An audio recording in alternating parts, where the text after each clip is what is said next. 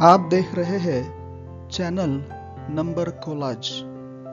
इस चैनल से हमारा सिंसियर प्रयास रहता है कि आप मैथ कंसेप्ट्स को अच्छी तरह से समझें और आपकी उसमें रुचि बढ़े। कंपाउंड इंटरेस्ट पार्ट 1 में हमने देखा कि कंपाउंड इंटरेस्ट कैसे निकालते हैं जब कंपाउंड रेट ऑफ इंटरेस्ट साल के लिए होता है। इस कंपाउंड इंटरेस्ट पार्ट 2 वीडियो में हम देखेंगे कंपाउंड इंटरेस्ट कैसे निकालते हैं जब compound rate of interest half yearly यानी हर 6 महीनों के लिए होता है और क्वार्टरली यानी हर 3 महीनों के लिए होता है। पहले देखते हैं हाफ ईयरली कंपाउंड इंटरेस्ट के बारे में। नया टर्म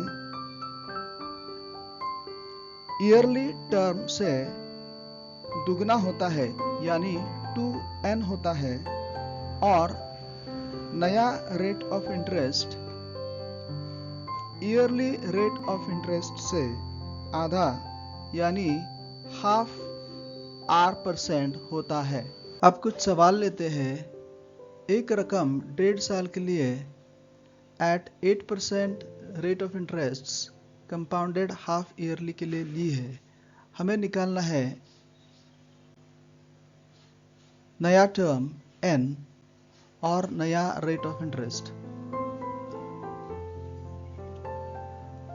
नया टर्म होगा 2 multiplied by n यानी 2 multiplied by 1.5 जो कि होगा 2 multiplied by 3 divided by 2। ये 2 इस 2 से कैंसिल हो जाएगा और हमें मिलेगा 3। नया रेट ऑफ इंटरेस्ट होगा हाफ multiplied by r यानी हाफ multiplied by 8% जो कि होगा 4%। अगला सवाल लेते हैं। एक रकम ली है 2 साल के लिए 4% per annum compounded half yearly के लिए। हमें निकालना है नया टर्म और नया रेट ऑफ इंटरेस्ट। नई टर्म होगी 2 multiplied by n यानी 2 multiplied by 2 यानी 4 और नया रेट ऑफ इंटरेस्ट होगा हाफ मल्टीप्लाइड बाय n यानी half multiplied by 4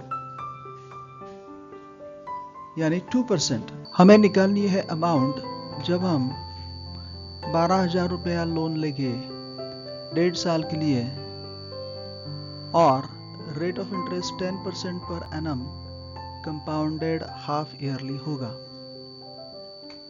half yearly के लिए हमारे पास n होगा 2 times 1.5 जो कि होगा 3।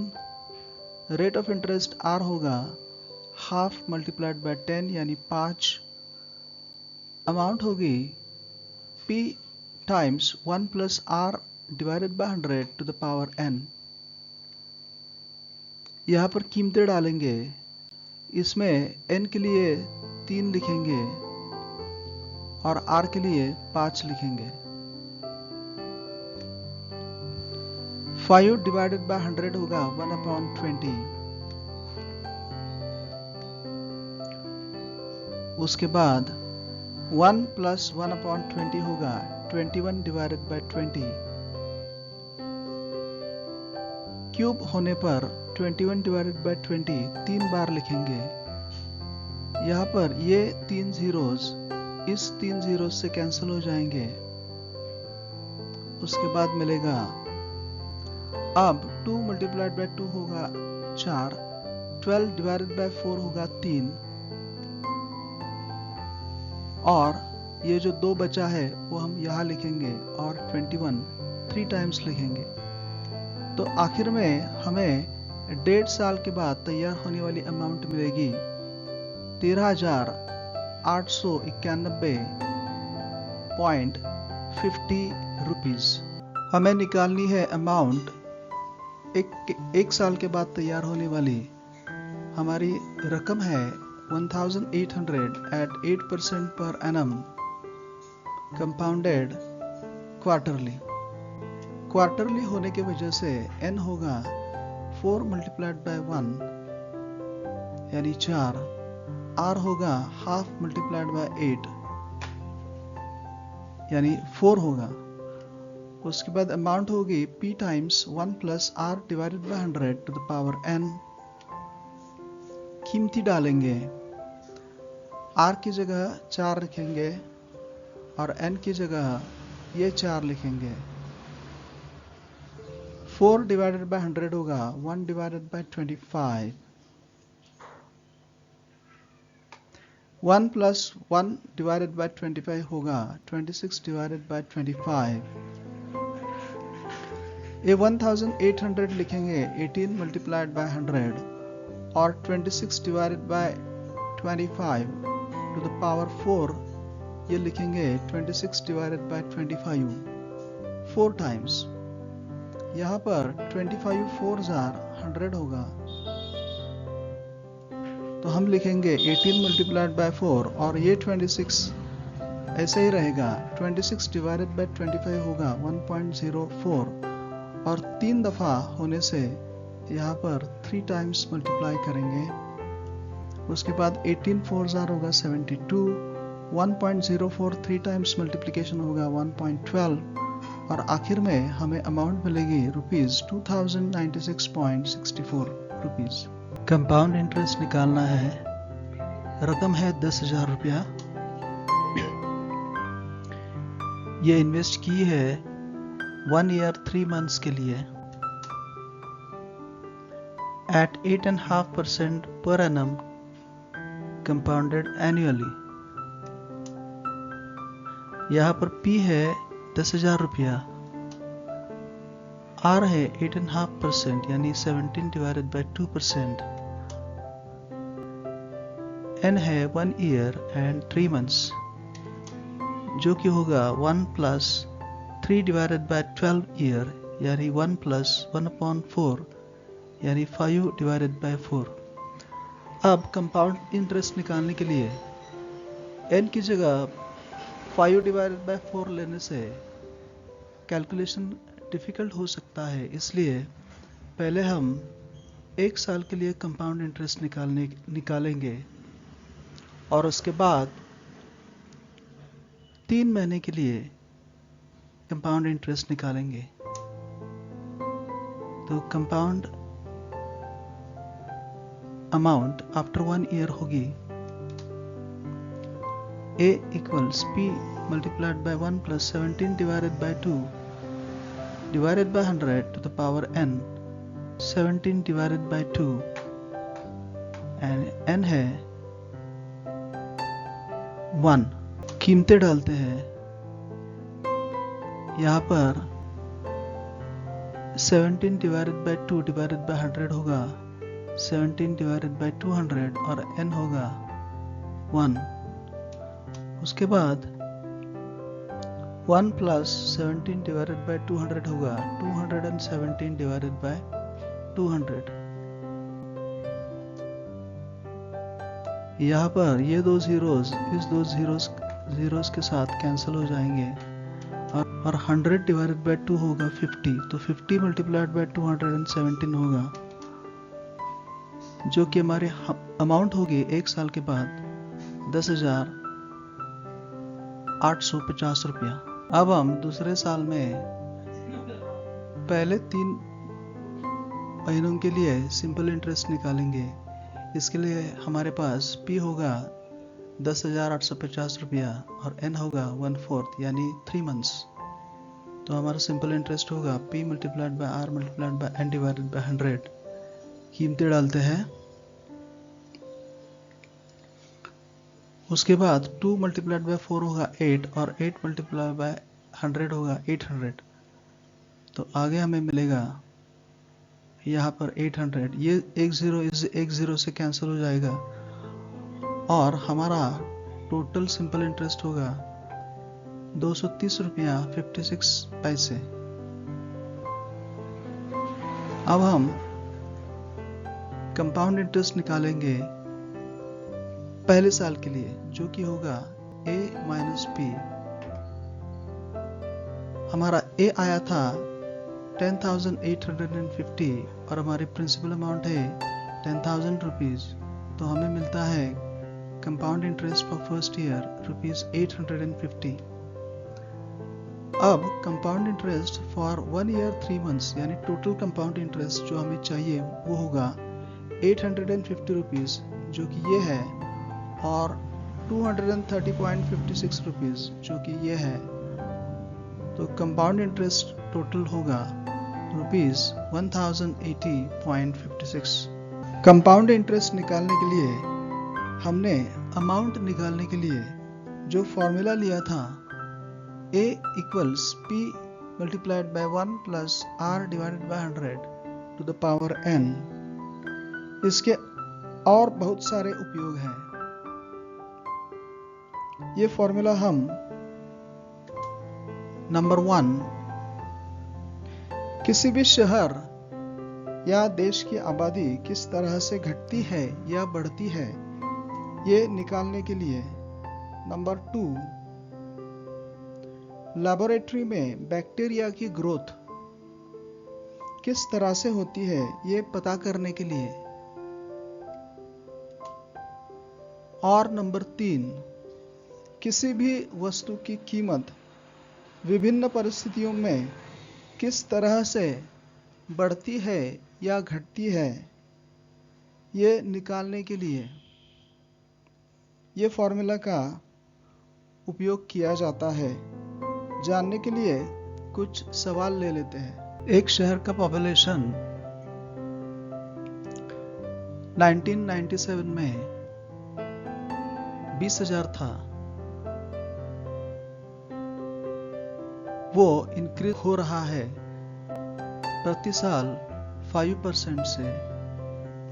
तो हमें निकालना है कि उस शहर का पॉपुलेशन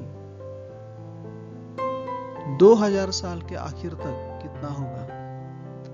यहाँ पर हमें नंबर ऑफ ईयर्स मिलेंगे 2000 माइनस 1997 जो कि होगा 3। तो हमारा नंबर ऑफ ईयर्स होगा 3। रेट ऑफ ग्रोथ जो कि हमें दी है 5%।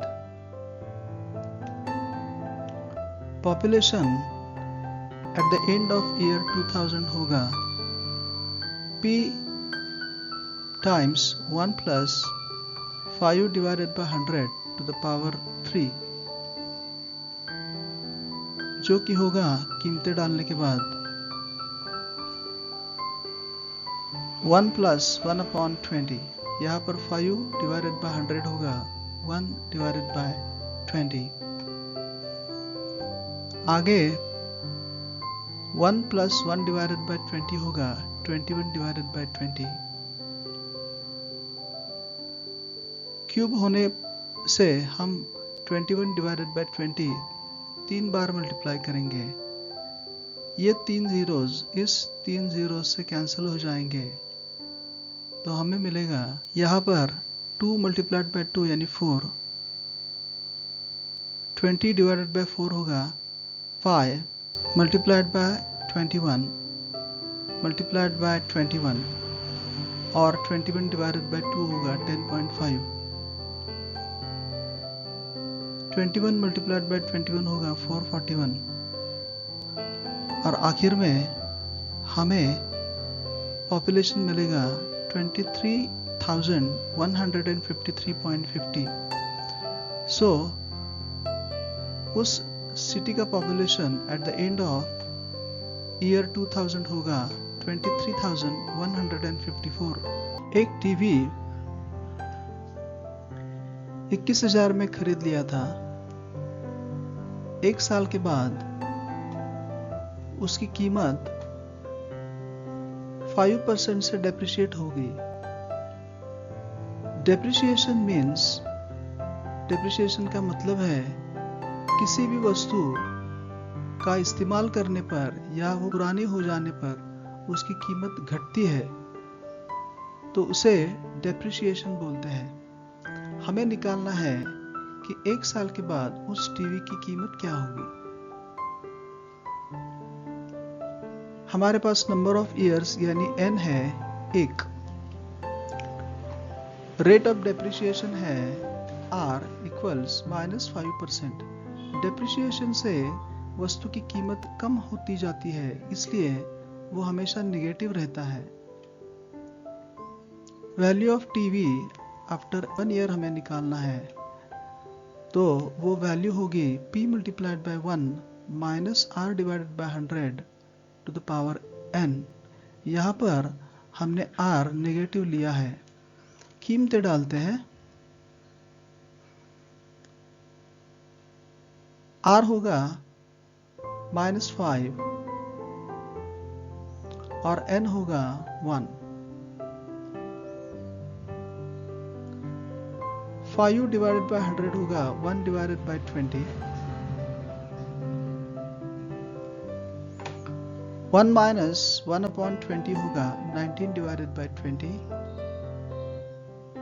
उसके बाद एक 0 इस 0 से कैंसिल हो जाएगा और 2100 डिवाइडेड बाय 2 होगा 1050 और मल्टीप्लाइड बाय 19,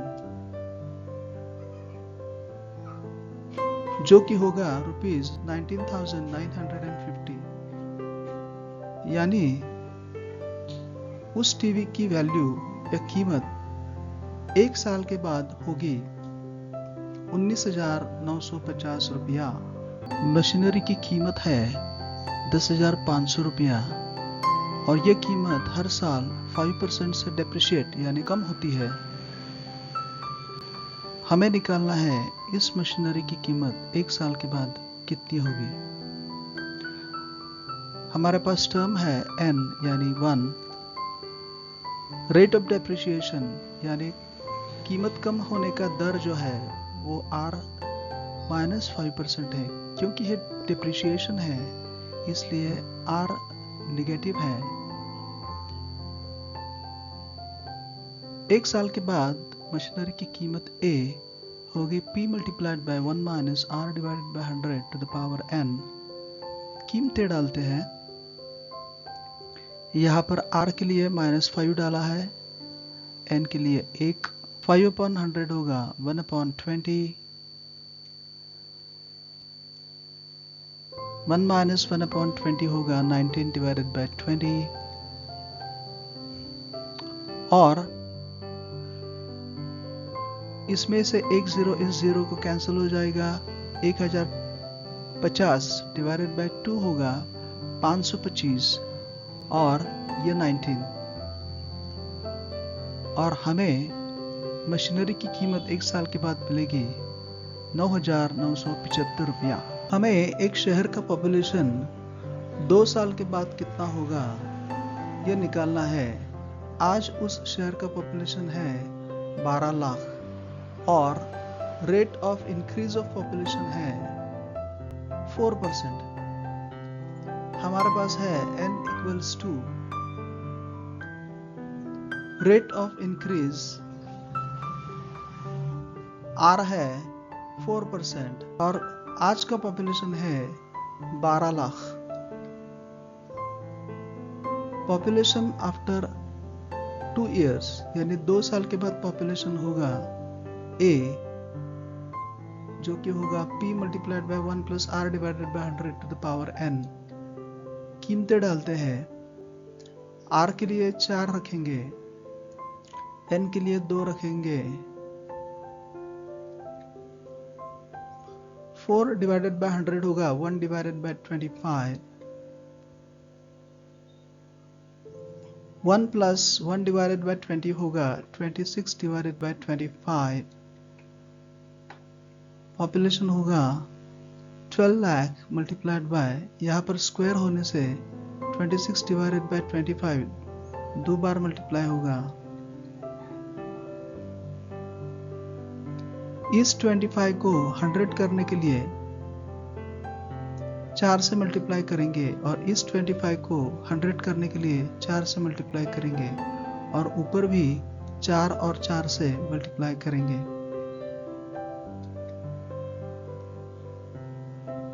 तो ये 25 होगा 100 और ये 25 भी होगा 100 और 4 मल्टीप्लाइड बाय 4 होगा 16। उसके बाद ये 4 zeros इस 4 zeros को कैंसिल हो जाएंगे। 120, 26 और ये 16। 26 का स्क्वायर होता है 676।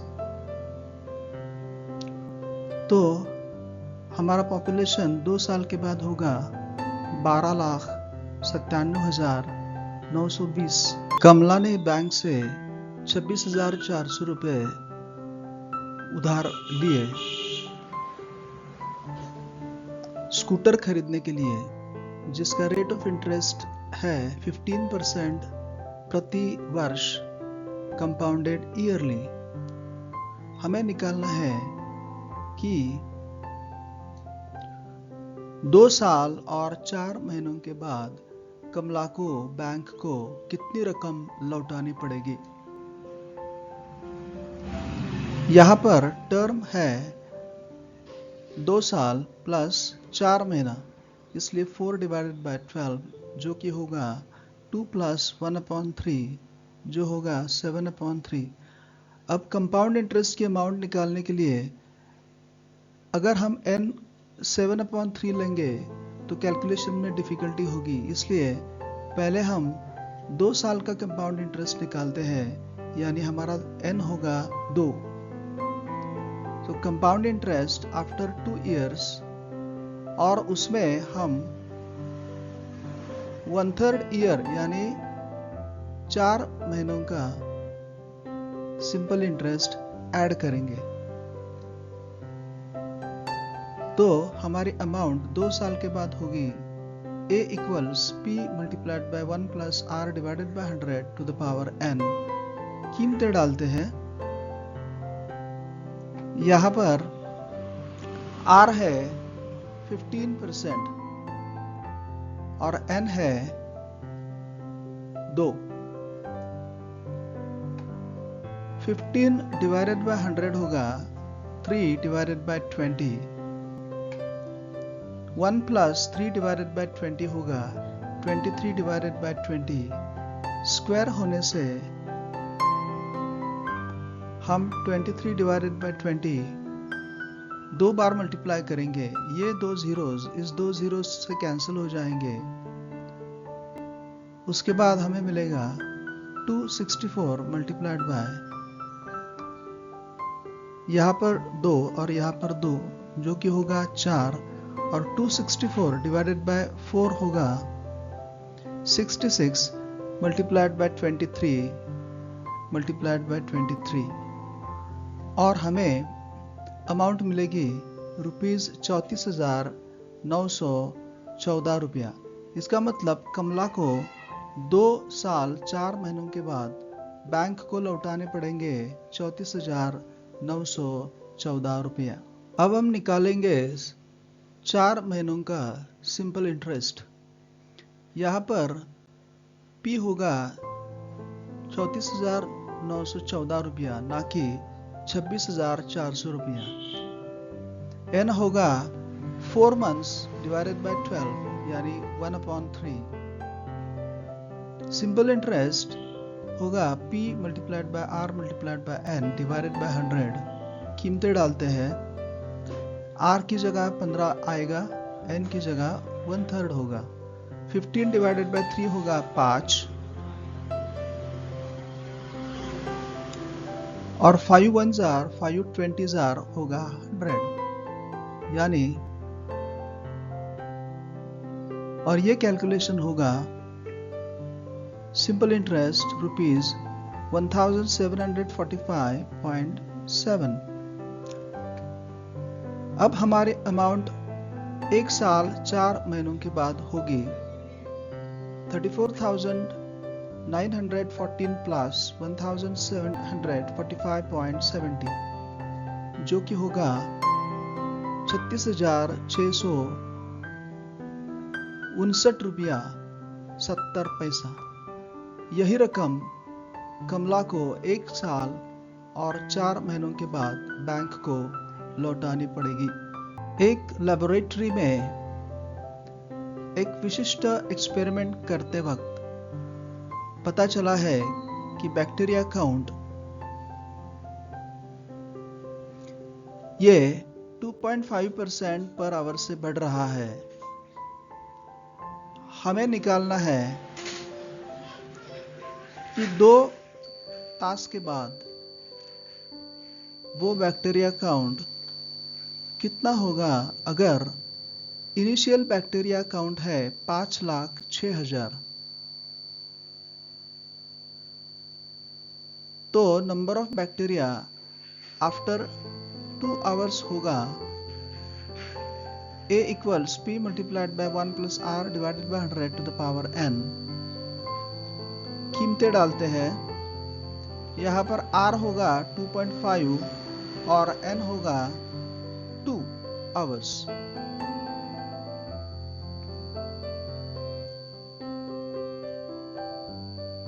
टू 2.5 डिवाइडेड बाय 100 होगा 25 डिवाइडेड बाय 1000। 25 डिवाइडेड बाय 1000 होगा 1 डिवाइडेड बाय 40, क्योंकि 25 4s are 100 और ये 0।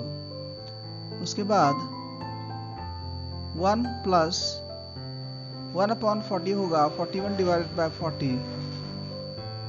स्क्वायर होने से 41 डिवाइडेड बाय 40 2 बार मल्टीप्लाई करेंगे।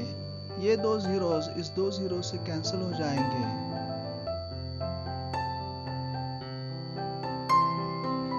और उसके बाद 4 मल्टीप्लाइड बाय 4 होगा 16। सो 5060 डिवाइडेड बाय 16 होगा 316.25 मल्टीप्लाइड बाय 41 मल्टीप्लाइड बाय 41, जो कि होगा 5,31,616.25। यानी 2 तास के बाद बैक्टीरिया काउंट होगा 5,31,616.25। तो ये था कंपाउंड इंटरेस्ट पार्ट 3, जिसमें हमने कंपाउंड इंटरेस्ट जब हाफ ईयरली या क्वार्टरली लगाया जाता है तो वो कैसे निकालते हैं इसके बारे में जाना। अगला वीडियो कंपाउंड इंटरेस्ट पार्ट 3 ये कंपाउंड इंटरेस्ट के एप्लीकेशंस के बारे में होगा, जिसमें हम कंपाउंड इंटरेस्ट के 3 प्रमुख उपयोगों के बारे में जानेंगे। हमें आशा है ये वीडियो आपको अच्छी तरह से समझ आया होगा। अगर ये वीडियो आपको अच्छा लगा तो इसे लाइक और शेयर कीजिए। इस चैनल को सब्सक्राइब कीजिए। Thanks for watching. आपका दिन शुभ रहे।